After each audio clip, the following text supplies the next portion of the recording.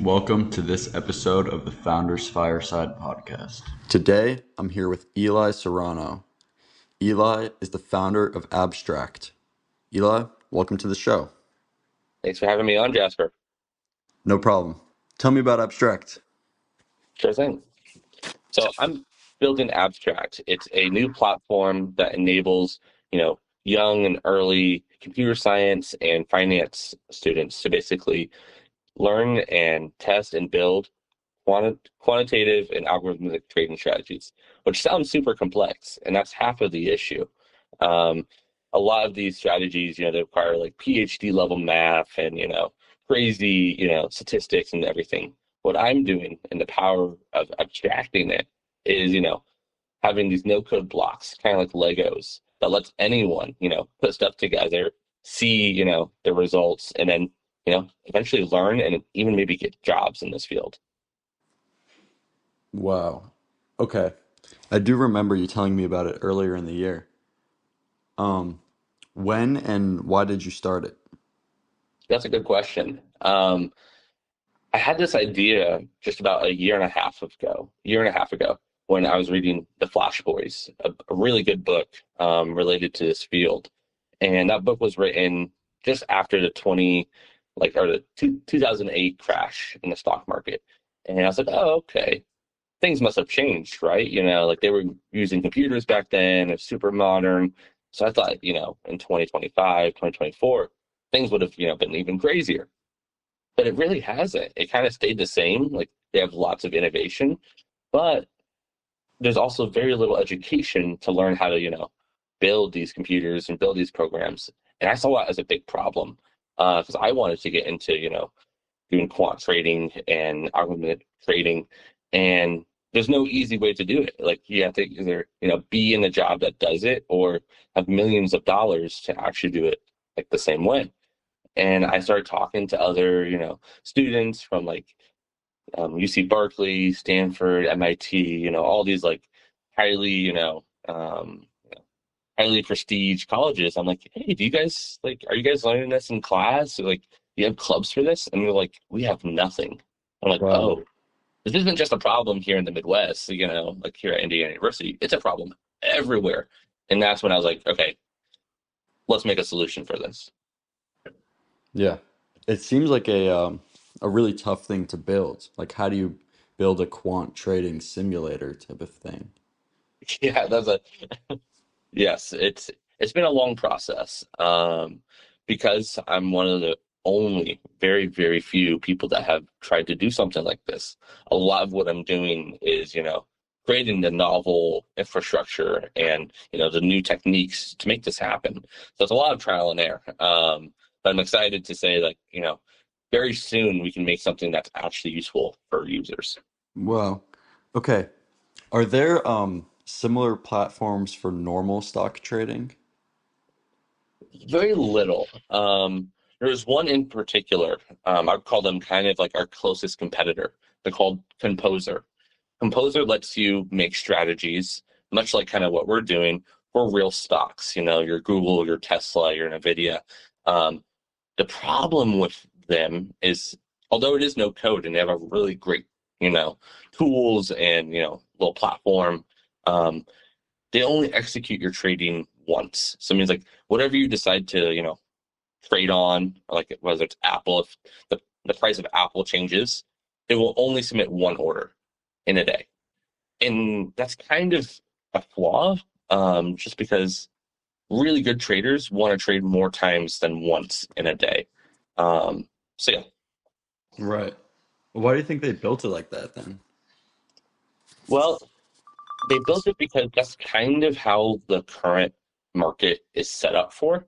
Um, by allowing people to become day traders or even high frequency traders, there's a lot of risk involved for that company that's handling this.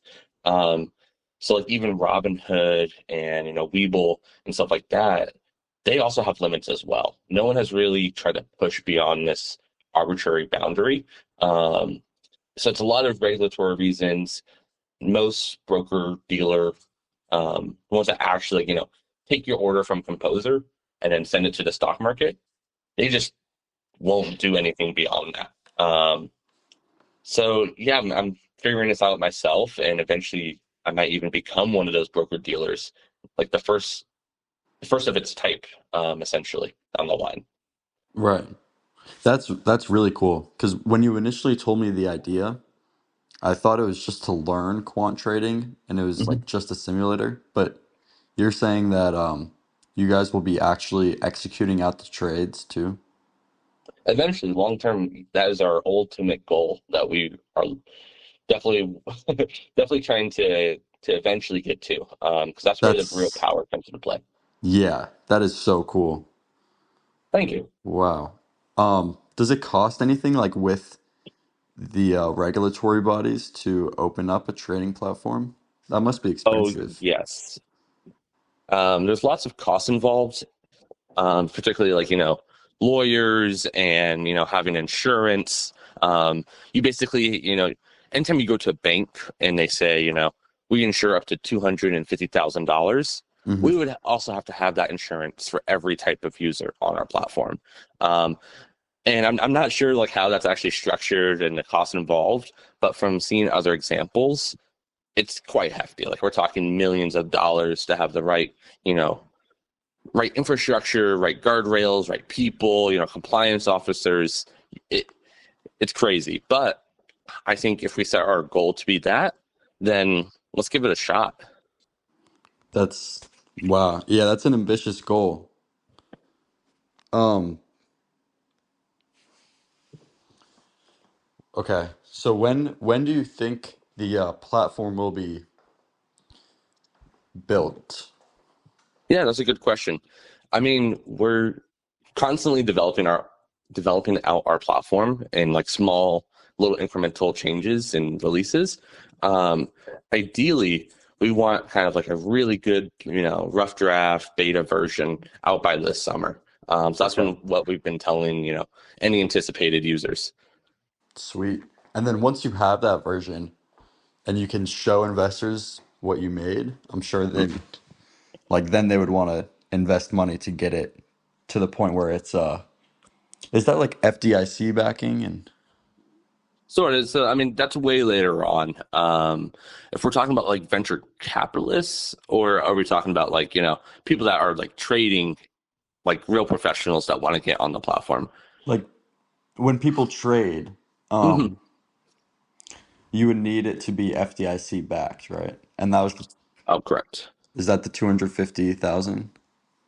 Yeah, like the FDIC would insure, your money up to Right. $250,000, but that's like a 5-year goal, essentially. Okay. So then Yep. this July you would be Hmm. releasing a beta version that lets people like simulate trades without actually putting money in. Correct. Yep. Okay. 100% correct. Okay. How hard is it to learn? Because you said you're kind of solving the problem of not being able to get quant trading as sort of a retail investor or Hmm. as a smaller investor. Um, what are what are the differences between quant trading and normal trading on the stock market?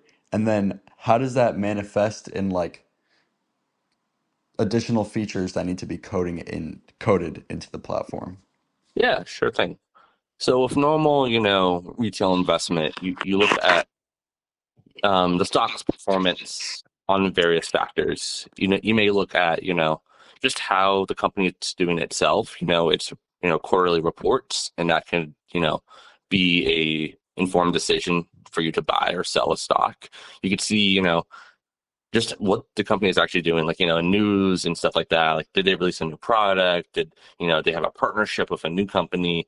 Are people loving their product? And that's kind of a lot with what, normal traders kind of look for, like the actual, business, business characteristics of that given stock and, the market perception of that stock.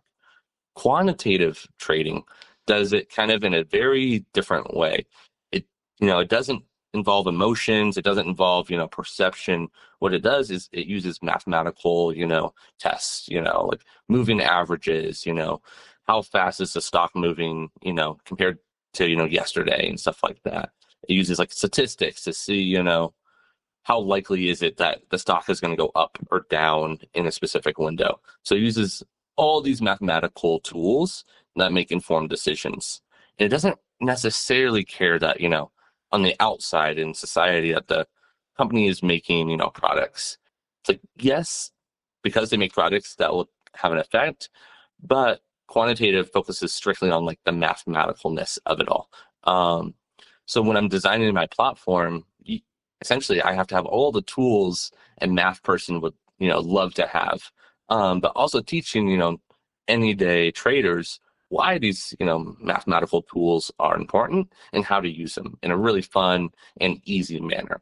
Like you don't need to know the super, super long equation. You just need to know that, hey, it can measure, volatility. And if, the output of that equation is like a one, it's a good sign to buy. And if it's a negative one, you should sell it. So that's kind of what I've been doing with my platform. Very interesting. It, wow. So you've got to fit in all these other formulas that uh, people investing, maybe buying stocks here and there, they're not looking for these math tools, but you have to implement them. Yes. How did you learn to code? Yeah, that's a great question. Um, so I've been coding ever since I was like pretty little kid. So like ever since I was like probably 9 or 10. Um, One day I was just super curious on how something worked. I think it was like my Xbox or something. And my mom was like, well, it's code. And I'm like, what does that mean? Like code, like, like a secret? She's like, no, it's like, like a programming language. And my mom didn't know too much. But she's like, if you're really curious about it, we can go to the library. And I was like, sure, totally. So I went to the library. I got some books on code, how to build a website and stuff like that. And I went home, tried all the examples in the book, and I just fell in love. I was like, holy crap, I can, write this little text, like, you know, smaller than, even a paragraph, and it can make a website. That's a crazy power. I was showing my friends at school, like I would go into there's something called like inspect element, which is like where if you right click on your browser, you can see the code for that given website.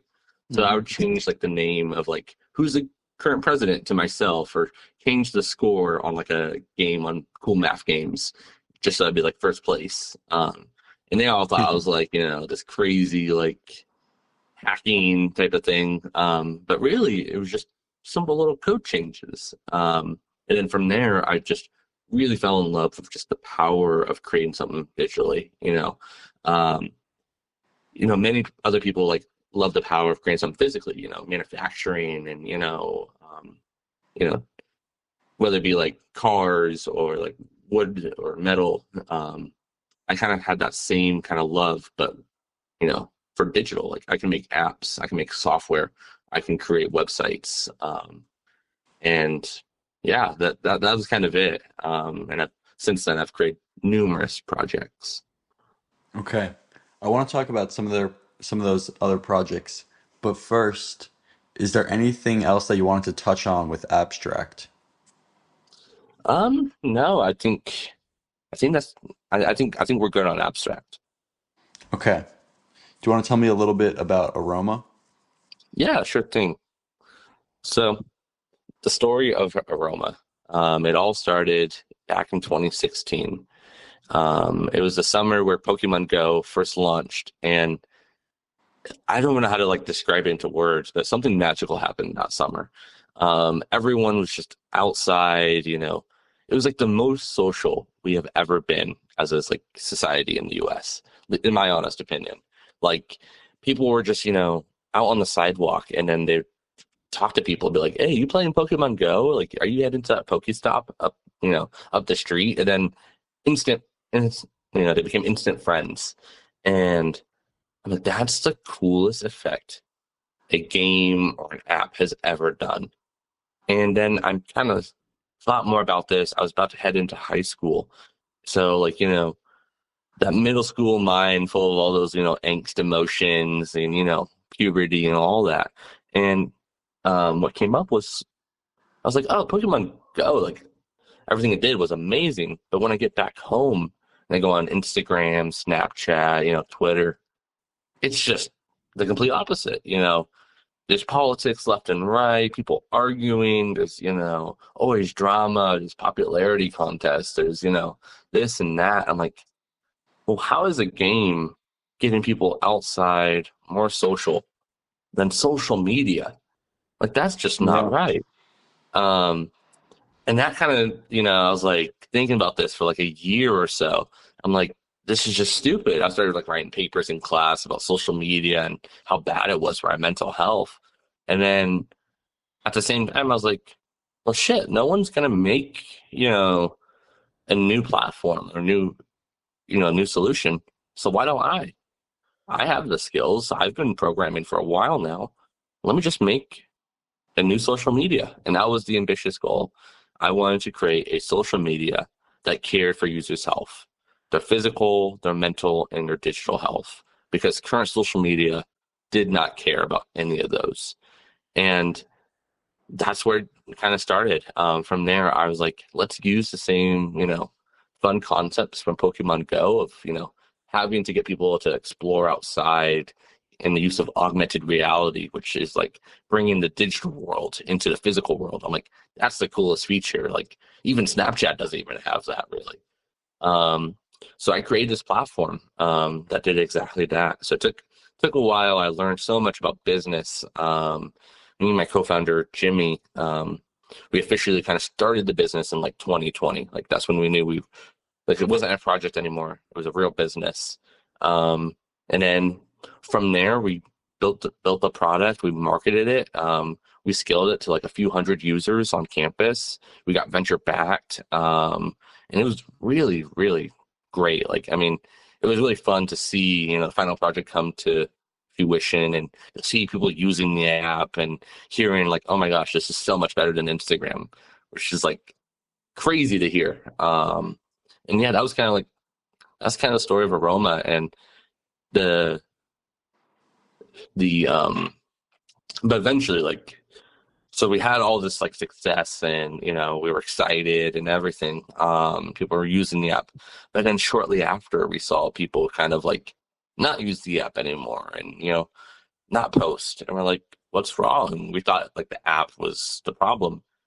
It isn't. The problem is that current social media, Instagram, TikTok, Reels, whatever you want to call it, it's just too powerful. It's really powerful. All your friends and all your favorite content is on these platforms. And most people, they'll try a new app like Be Real, Yik Yak, Aroma for a few weeks, maybe even a month while it's new, but then forget about it. It's like, yeah, that was cool. And the app is great. Like nothing's wrong with the app. It's just, I'm gonna go back to Instagram. It's like an addiction. And we couldn't break that barrier. And the cash was running low, and we're like, okay, how are we gonna make money? And we thought of all these different ways, and eventually we're just like, we could keep the app going, but it would just keep costing us more and more. But yeah, I love Aroma. The underlying mission still lies deep in my heart. Right. Okay. That was really cool to hear that story. Um, and that is such a good point about social media causing real like problems, especially in people's mental health. Certainly. And that idea of like taking from Pokemon Go and kind of bringing things into the real world, um, is really valuable. And that was such a good point about like Pokemon Go was making people be more social than social media itself. Um, Yeah. yeah, yeah. And now, I mean, I don't know how much you want to talk about it or if we can even say the name of it, but Hmm. I know you got another project on the back burner that kind of takes a new approach to bringing things into the real world on an app. Certainly. Yeah. So, like I alluded to, the, the underlying mission and that, that spark for something, for a new alternative social media still lies deep inside me. Um, I've been playing around with new concepts and, thinking about, how can we get something that, does the same thing, getting people outside, getting people more social, getting people more candid. And it definitely centers around, people's location, and people placing stuff throughout their town and people seeing it. So I would say stay tuned. It's definitely a little side project that they'll kind of, people will eventually see here soon. Okay, awesome. I'm excited for that. You know that. Yes. Yeah, you're going to be one of the first users, one of the first super users. We'll be excited to have you. Let's go. Let's go.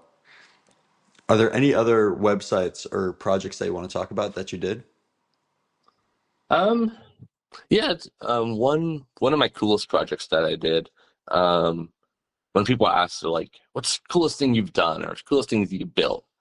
I think it always goes to this project I did at Purdue University. I was a part of this research group, and I was in charge of the code for this space payload that we launched into high Earth low orbit. So basically, like just about, where we talk about, it's not like real space, but it's like definitely, out of Earth.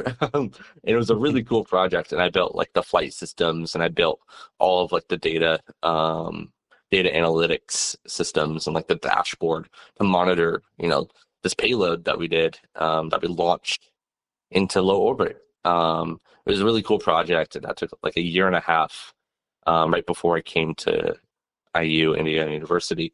Um, and the coolest outcome of that project, like, well, two of them is we got like really cool scientific research to show that there's microbiology up in, this level of the stratosphere or Whoa.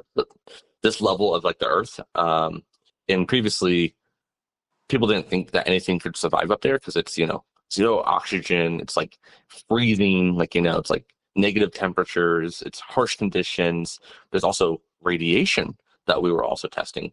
Hmm. So we found out like at this level of altitude, there's significantly high radiation because, there's no atmosphere like the ozone to protect you from it. Why is this important? Well, it's because, many, many new like like military fighter pilots travel at this altitude, and many of them don't have radiation protection, in their suits, in like the actual, materials of the spacecraft, not spacecraft, sorry, in their aircraft. And we're like, oh, maybe more, maybe more research should be done about radiation exposure among, fighter pilots that travel that high. So that was the cool research stuff, which okay, pretty cool. But what's really cool is we took photos, and I have them all to this day, and it's really cool. You can see the actual, curvature of the Earth. You can start to see like the dark void, the space right behind Earth. And it was just, it was the coolest thing to like have built a the digital code that goes on a physical product, and then have it be nowhere close to you. Like I don't know, like it's just it was the coolest thing I've ever done. And yeah, that was a fun project. That's awesome. Saying the word cool doesn't even cover it. Yeah. Um, Launching something into space. So the like microbiomes, I mean, obviously it's not Mhm. animals living up there. So Correct. what living things were up there exactly?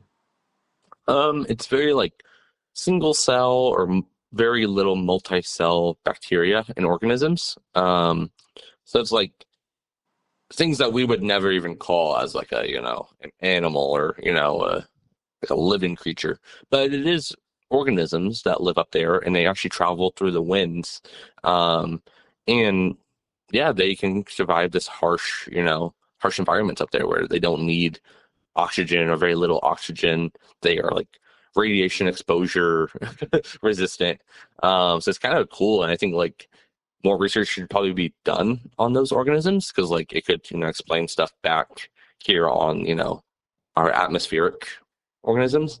Um, See, I'm not a biology person, so like my knowledge lacks certainly, but it was cool to see and cool to hear once the biology team found that in our results. Yeah, that's incredible.